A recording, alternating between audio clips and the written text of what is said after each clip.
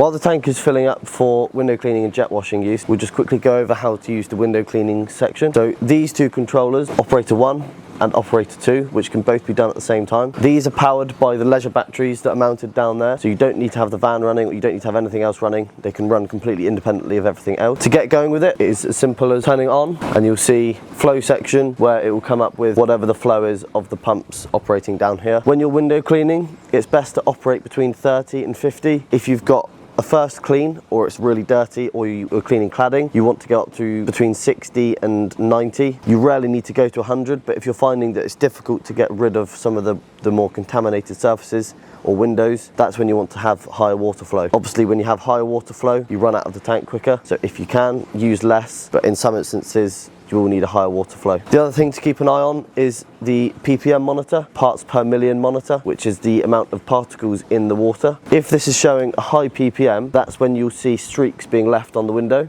So it's always best to keep an eye on this every week or so, or every time you're using it even, just to make sure that the PPM isn't too high. And a high PPM is anything higher than 50. These DI filters down here, they're going to be what's taking all the dirt and the parts out of the water. If the resin has been overused, which can happen in hard water areas, that's when you'll see the PPM starting to creep up. So always keep an eye on this, and to operate it, you just turn it on and it will tell you the PPM.